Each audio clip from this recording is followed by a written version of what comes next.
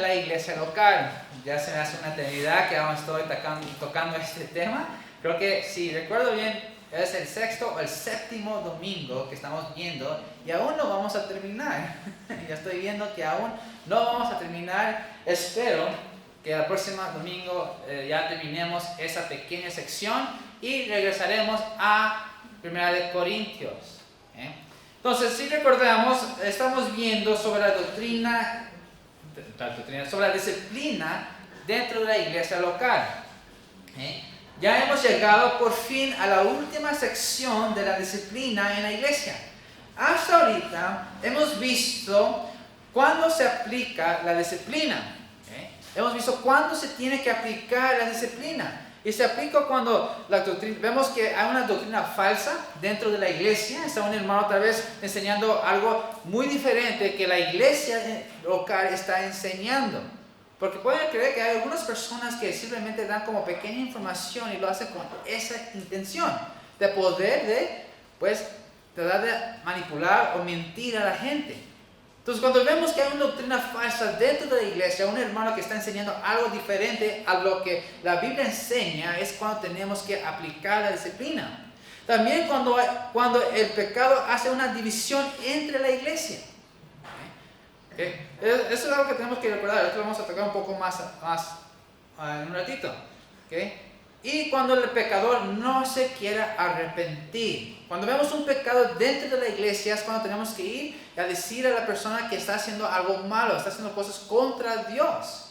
Y si la persona no se quiere arrepentir, entonces es cuando tenemos que hacer el proceso de la disciplina, lo cual vamos a ver hoy.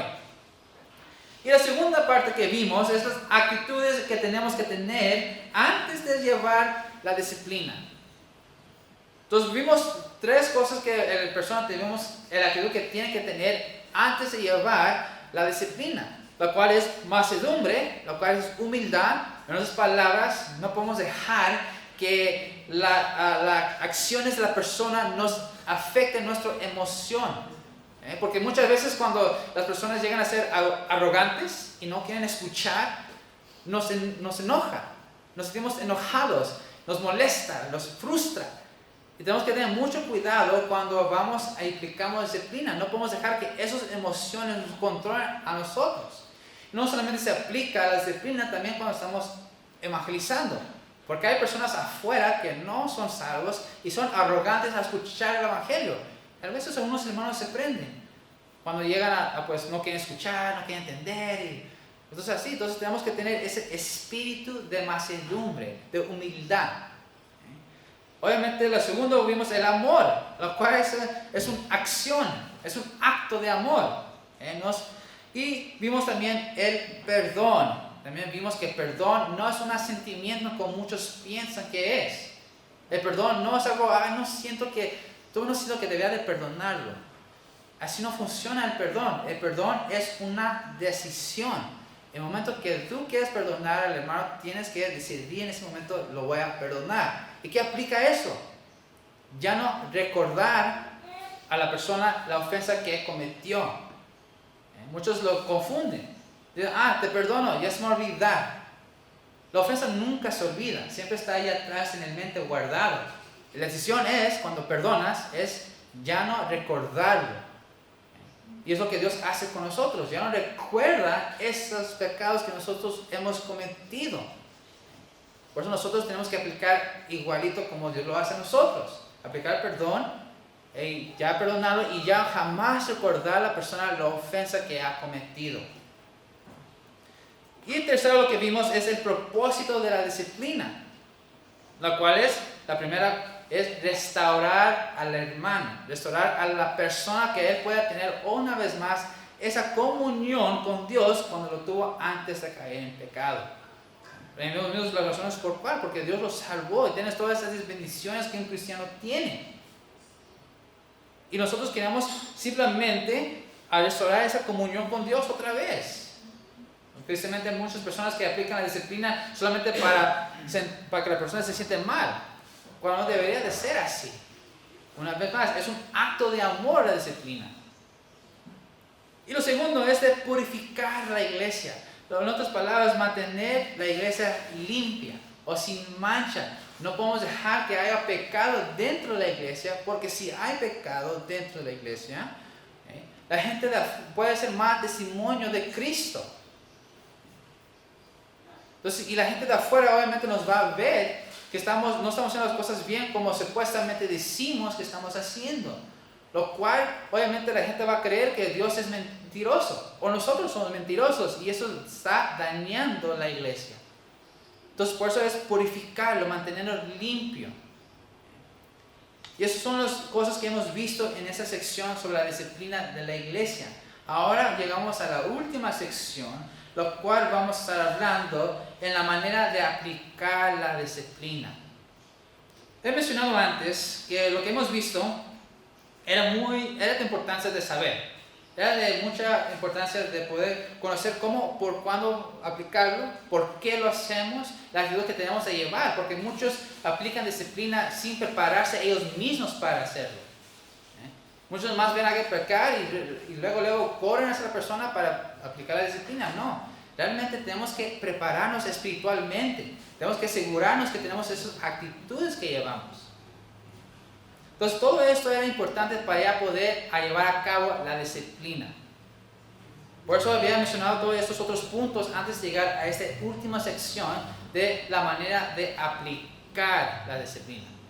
Y por fin hemos llegado. Nos vamos a enfocar en el versículo, pasaje muy famoso de la disciplina, el mandato como Jesucristo nos dio.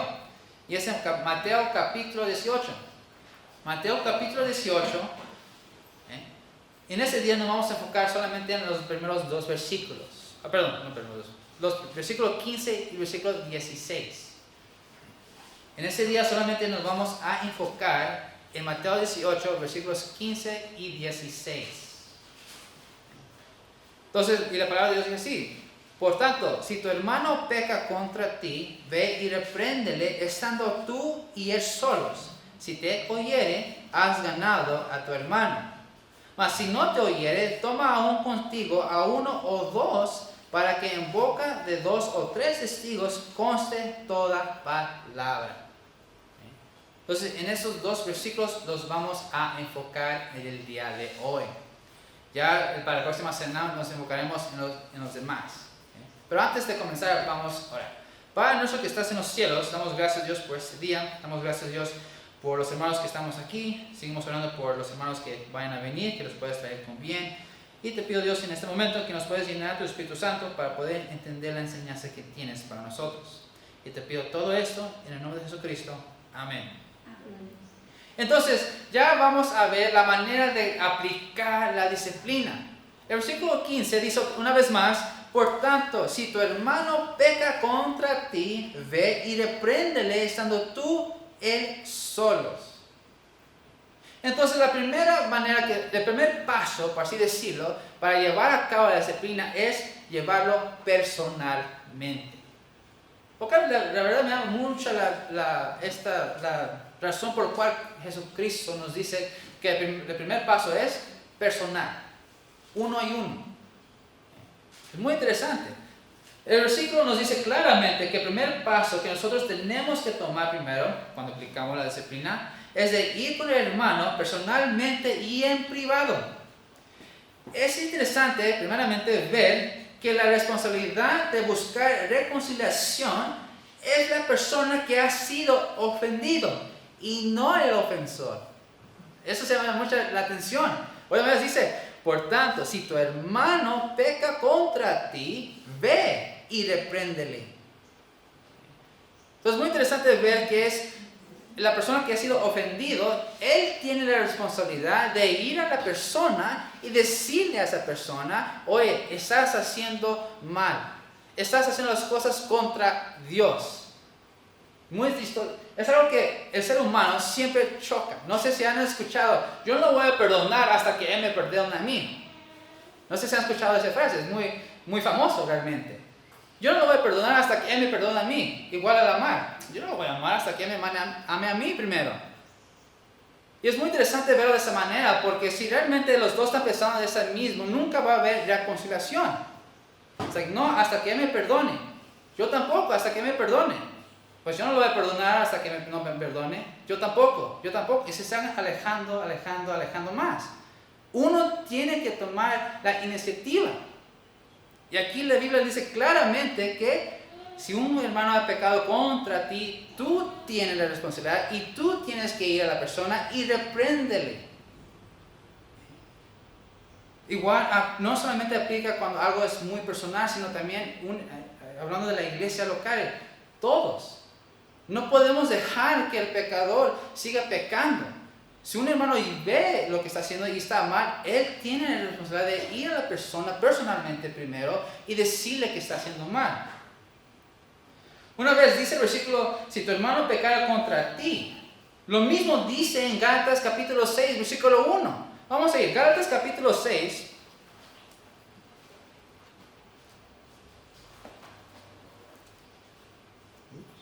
Si lo encuentro. Gálatas capítulo 6, versículo 1 dice, hermanos, si alguno fuere sorprendido en alguna falta, vosotros que sois espirituales, restáurale. Una vez más, dice, si alguno fuere sorprendido en alguna falta, vosotros que sois espirituales, restáurale. Ese versículo nos implica que la persona que ve el pecado tiene que ir y iniciar el proceso de la disciplina. Entonces no depende del pecador. Estoy listo para que me den disciplina. No. Es la responsabilidad del hermano que es ofendido. Tiene que ir y reprenderle. Tiene que ir y decirle, estás haciendo mal. Y es algo que muchas personas no llegan a entender. Simplemente nomás ven el pecador, ven que la persona que está cometiendo el pecado, ven que no cambia su vida y así lo deja, y así lo deja, y así lo deja. Y llega el peligro de que toda la iglesia ya esté manchada. O sea, no lo están disciplinando, pues a mí yo puedo hacer lo que yo sea también. Ahí va. Ya veo esos dos que están haciendo lo que ellos quieran. Pues yo también, ¿por qué no? Ahí van tres, etcétera, y etcétera. Y ya toda la iglesia está manchada y no está purificada. También el proceso no se limita con pecados cometidos en ignorancia. A lo que se refiere a esto es que no se limite si la persona no se da cuenta de lo que hace es pecado. Muchos lo hacen de una manera de ignorancia para poder defenderse a no sentirse culpable. Eso es algo que yo llegué a aprender en el instituto. Cuando estaba de estudiante en el instituto, vimos consejería pastoral. Y en ese libro me llamó mucho la atención porque habla de ciertas cosas que como el ser humano llega a justificar sus acciones. Y uno de ellos es que simplemente no se siente culpable de lo que está haciendo, o en otras palabras, él no se da cuenta de que lo está haciendo. Es una defensa mental que llega a ser. No se siente culpable. Y es una manera que su mente hace como una defensa para que no se pueda desanimar, se dice deprimido, etc. Entonces, cuando realmente vemos a un hermano que está pecando, pero él reconoce su pecado y él ha dicho varias veces, estás haciendo mal, y dice, pues yo siento que no lo estoy haciendo, yo creo que no, yo creo que estoy bien, no es nada malo lo que estoy haciendo. Es ahí cuando tenemos que seguir pues, mostrándole que está haciendo mal contra Dios. Recuerden, hay un versículo, creo que era, se me olvidó notarlo, pero hay un versículo, creo que era Santiago que lo dice, que seguir amonestándole, tenemos que seguir diciéndole, seguir mostrándole que está haciendo mal. Ya por varias veces que no lo hace, ya es cuando tenemos que llevarlo a la iglesia o públicamente. Pero no solamente es una vez, dos veces, tres veces, tenemos que seguir amonestándole. Eso lo vimos cuando estamos viendo sobre el primer punto, cuando aplicar la disciplina. Entonces, de hecho, la palabra reprender viene del griego de elenjo, y esta palabra quiere decir mostrarle o exponer su falta. Lo que implica es que cuando la persona caiga en pecado, tenemos la responsabilidad de mostrarle su pecado de tal manera que no puede dejar de reconocer su falta por lo que es. Eso se hace a solos, en privado. Entonces, cuando vemos a la persona que está cometiendo pecados, si podemos decir que no quiero escoger un pecado específico, pero si vemos que un hermano cayó en pecado, nosotros tenemos que ir, y mostrarle su falta. Tal vez al principio no se dé cuenta que está haciendo mal, pero aún así tenemos que seguir trabajando con esa persona, mostrarle lo que está haciendo realmente está malo. Y eso se hace primeramente a solos. ¿Por qué? ¿Por qué se tiene que hacer personalmente primero? ¿Por qué se tiene que hacer a solos? Bueno, primeramente se tiene que hacer porque así no comienza malentendidos. Y si no llega a llegar un peligro que muchos llegan a conocer como chismes. Porque tal vez puede ser un malentendido. Realmente puede ser que una persona pensamos que está haciendo algo mal y vamos hacia él y hablamos con él, pero llega a ser un malentendimiento. O sea, ok, perdón. Entonces, primeramente tenemos que ir personalmente y no tener nadie involucrados todavía. Porque puede ser un malentendido. Entonces, primeramente se tiene que ir personalmente a la persona y hablar con él. No hay necesidad de involucrar a otros en esa primera frase. Aunque quiera apoyo de oración para poder llevar a cabo esa primera frase. Sí, porque hay personas que realmente llegan a decir a otros hermanos, hermano, ora por mí porque tengo que hacer algo. Creo que tengo que hablar con este hermano. A decir eso ya abre una curiosidad. Pues, ¿qué pasó? ¿Qué dijo? Y hay personas que simplemente llegan a decir lo que está pasando. Y ya esa persona que escuchó, tal vez él llega a decirle a otra persona, y ya comienza un chisme en la iglesia. Y ya, como ya se hizo público básicamente el pecado, pues ahora básicamente ya tenemos que llevarlo como algo público. Pero por eso Dios nos manda primeramente que tenemos que hacerlo personal, solamente a solos. Como dice el versículo 18-15, dice, estando tú y él solos. Entonces el primer paso realmente cuando vemos a una persona o cuando llevamos a cabo la disciplina, tiene que ser en privado. ¿Okay? Hay que detenernos para que no haya ese peligro de que se haga un escándalo muy grande. Y la gente no llega a hablar más de lo que se tenía que hacer. Puede ser que se pueda arreglar el problema en ese ratito, en ese momento. Hermanos, sí es cierto, lo que estoy haciendo es malo. Puede ser que necesita ayuda y es ahí cuando tenemos que trabajar con la persona igual. No solamente decirle está haciendo mal y si se arrepiente, dejarlo así. No, puede ser que sigue con ese mal hábito todavía, entonces como tenemos que trabajar con él. Esa persona tiene que ir y trabajar con esa persona, mostrarle que lo que hizo está malo, pero se puede restaurar. Esa es la esperanza. Ahora, si el primer paso resulta en arrepentimiento, entonces será el fin del proceso. ¿Okay? Entonces, es trabajar con él y ya se acabó, se terminó allí. Ya no hay más de seguir el segundo paso. Y el segundo paso es el versículo 16, dice, mas si no te oyere, toma aún contigo a uno o dos, para que en boca de 2 o 3 testigos conste toda palabra. Recordamos que no podemos dejar que el pecado siga en la iglesia. Recuerde que uno de los propósitos de la disciplina es de purificar la iglesia, o sea, que la iglesia no esté manchada de pecado. Por eso, si la persona no se arrepienta después de aplicar el primer paso, Cristo nos dio el siguiente paso. Qué interesante. Si Cristo nos dio el proceso de la disciplina para que por fin la persona se pueda restaurar y la iglesia pueda quedar purificada. Si la persona no escuchó la primera vez, pues Dios nos dice, pues no termina allí. La problema no se solucionó. Si la persona no se arrepiente el primer paso, no hay solución todavía.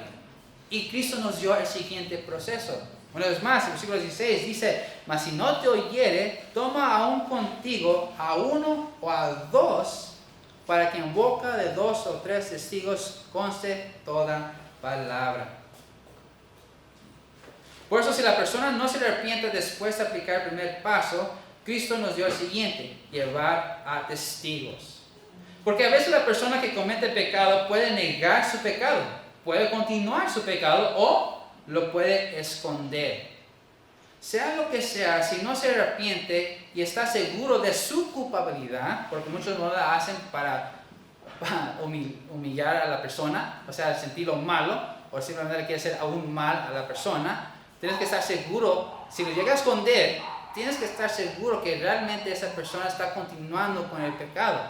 No puedes levantar falsas evidencias. Es cuando tenemos que llevar a 2 o 3 testigos. Cuando llegamos a llevar a testigos, tiene 2 propósitos. La primera representa el comienzo de la participación de toda la iglesia. La persona quien pecó está en advertencia de que si continúa, las consecuencias se aumentarán. Entonces, si la persona no llega a arrepentirse después del primer paso de ir personalmente y hablar con él y aún quiere continuar con su pecado, es cuando tenemos que seguir con el segundo de llevar 2 testigos. ¿Por qué? Para que la persona pueda ver que lo que está haciendo realmente es algo serio. Y está la advertencia, ok, esta persona me trajo 2 testigos, 2 o 3 testigos. Si continúo, puede ver que se puede hacer públicamente. A algunas personas no les gusta eso. Eso es interesante. A veces muchas personas como quieren tenerlo bien escondido y se expone, no les gusta, se humilla. Entonces por eso Dios nos manda 2 o 3 testigos. Puede ser que al ver a testigos le abre su mente y está advertido de que eso es algo serio. No es algo que la persona está más trayendo falsas palabras contra mí. Entonces es algo serio. Recordamos que el propósito es de recuperar a la persona. Básicamente, el primer paso se repite con amor, paciencia y cuidadosamente para mostrarles su pecado, pero esta vez con 2 testigos. Entonces, el primer paso es de mostrarles su falta. Si no lo hace, ahora tenemos 2 o 3 testigos para que ellos también puedan ver que la persona está haciendo algo contra Dios o contra la Biblia, contra la voluntad de Dios. El segundo propósito de llevar a testigos es para determinar la culpabilidad y quitar todo tipo de dudas. Porque puede ver que simplemente el hermano que llegó acusador, no sé si lo dije bien, el acusador, puede ser simplemente lo está haciendo con malas intenciones. Porque sí ha pasado que personas simplemente lo hacen con esa intención. Simplemente para dañar el testimonio de la persona. Entonces, por eso es importante que llevemos a 2 o 3 testigos para que no hagan ninguna faltas, ninguna dudas lo que está pasando, simplemente se está haciendo correctamente. Vamos a ir al libro de Deuteronomio.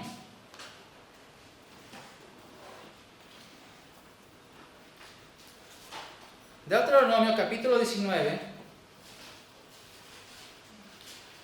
versículo 15. Deuteronomio capítulo 19, versículo 15. Dice, no se tomará en cuenta a un solo testigo contra ninguno en cualquier delito ni en cualquier pecado en relación con cualquier ofensa cometida. Solo por el testimonio de 2 o 3 testigos se mantendrá la acusación cuando se levantare testigo falso contra alguno para testificar contra él. Entonces los 2 litigantes se presentarán delante de Jehová y delante de los sacerdotes y los jueces que hubiera en aquellos días. Y los jueces iniquirán bien. Y si aquel testigo resultare falso y hubiera acusado falsamente a su hermano, entonces haréis que él, como él pensó hacer a su hermano, y quitarás el mal de en medio de ti. Entonces eso lo puso Moisés, realmente. De la disciplina, a llevar 2 o 3 testigos, fue aplicado aquí en el libro de Deuteronomio, está en la ley. Y es para defensa del acusador. Pues, es que puede haber muchas cosas que pueden pasar. Puede ser que el acusador simplemente quiera hacer malas intenciones a la persona. O puede decir, el defensor, puede ser que él está levantando ya falsos testimonios del acusador.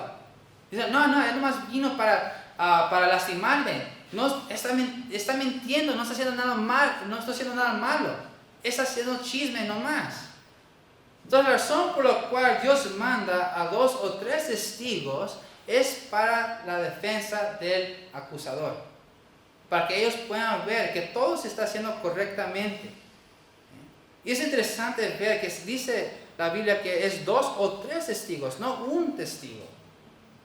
Porque puede ser el acusador tiene un buen amigo, obviamente lo va a apoyar. Puede ser que fue un malentendido, y como son mejores amigos el acusador y un testigo, puede ser que ellos se junten y puedan levantar falsos testimonios sobre el ofensor. ¿Sí, ofensor o ofendido? Ofensor. Por eso Dios manda 2 o 3 testigos. Y no podemos contar el acusador, ¿no? Él no se cuenta.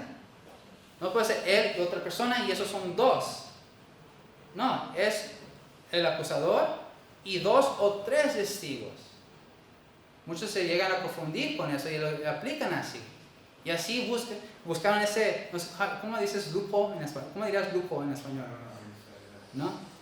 Buscaron una manera de rodear las reglas. Evadir las reglas. Dice, yo, y aquí está mi testigo, ahora somos 2, entonces lo estamos aplicando bien. Y llegan a llegar mal a falsos testimonios a la persona. Entonces es interesante ver que tenemos que tener el acusador, 2 o 3 testigos para que no se puedan levantar falsos testimonios. Y es para la defensa de la persona y para que el ofensor llegue a ver que la cosa se está poniendo muy seria y puede haber consecuencias más grandes. Ahora, los testigos que el hermano tiene que llevar consigo deberían de ser hermanos que son maduros en la fe. No pueden ser neófitos. No pueden ser personas que apenas son recién salvos. Tienen que ser hermanos maduros en la fe. Por eso dice en Gálatas 6:1, vosotros que sois espirituales, implicando que las personas o los testigos tienen que ser maduros cuando se lleva la disciplina. No puede ser neófitos, porque puede pasar que está el peligro de que el ofensor llegue a manipular a esos 2 o 3 testigos que son neófitos. Y ahora él tomó la parte de él, estaba apoyando al ofensor y ya cuesta un problema más grande. Entonces los testigos no pueden ser neófitos, tienen que ser hermanos maduros en la fe. La razón por eso es que el culpable le puede fácilmente manipular y hacerle justificar su pecado en vez de reprenderlo. Asumiendo que la persona en pecado no discute y aún así no se arrepienta, los testigos deben ser traídos para establecer el hecho de que el ofensor ha sido confrontado y no arrepentido. No son necesariamente testigos de la primera ofensa, si es necesario, ellos podrán decir que el proceso se llevó a cabo correctamente y la persona aún no se ha arrepentido. Eso me llamó mucho la atención. Cuando llegué a estudiar esto, me llamó mucho la atención eso, porque muchas veces cuando son testigos, normalmente son los diáconos de la iglesia o es el pastor de la iglesia que llega a ser los testigos. Y me llamó mucho la atención porque muchas veces cuando el acusador va y habla con él y lleva a las personas, ellos quieren tomar control de la situación. ¿Recuerdan? Él dice aquí, una vez más, dice, no se me perdí aquí, perdón. Yo me perdí. Los testigos deben de ser traídos a establecer el hecho de que el ofensor ha sido confrontado y no arrepentido. No necesariamente son testigos de la primera ofensa. No estaban ahí en la primera conversación. Entonces realmente no es la persona, ellos no pueden tomar el control de la situación así tal cual. Solamente están allí para apoyo del acusador. Ellos están viendo que el acusador está haciendo las cosas bien. No porque ellos ya comienzan a tomar control de la situación y comienzan básicamente a acusar a la persona que cometió el pecado. No, recuerda, era personalmente primero. Era entre el ofensor y el acusador. Los testigos no estaban allí para ver esa primera conversación. Ellos no saben lo que realmente pasó en esa primera conversación. Y si esos testigos llegan a tomar control de la situación, el ofensor puede manipular sus palabras una vez más. Y ya tal vez nos manipuló a los testigos y ya esta vez lo que hizo mal fue el acusador. No es necesario que los testigos tomen control de la situación. Una vez más, ellos no estaban allí en la primera conversación. No saben lo que se hablaron. Están allí para ver si el acusador está haciendo las cosas correctamente, como dice aquí en la Biblia. Y él va otra vez y llega a amonestarlo, diciendo, estás haciendo mal. Déjame mostrarlo por qué estás haciendo mal. Aquí lo que está haciendo es esto. Y lo que dice la Biblia, está contra la Biblia. Estás haciendo mal.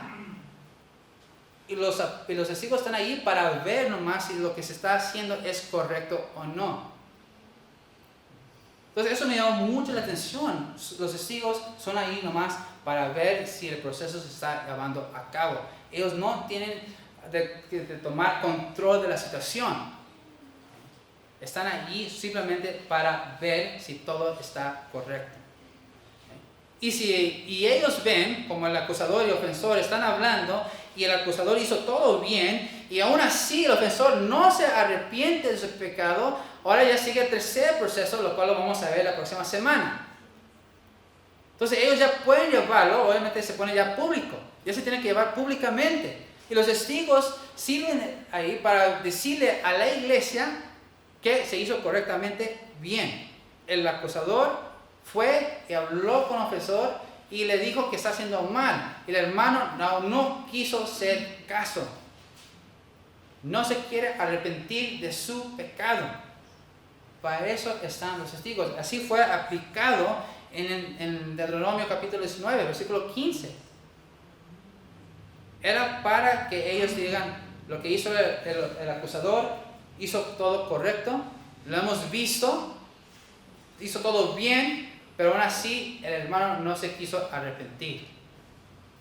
Y ya sigue el tercer proceso, lo cual lo vamos a ver la próxima semana.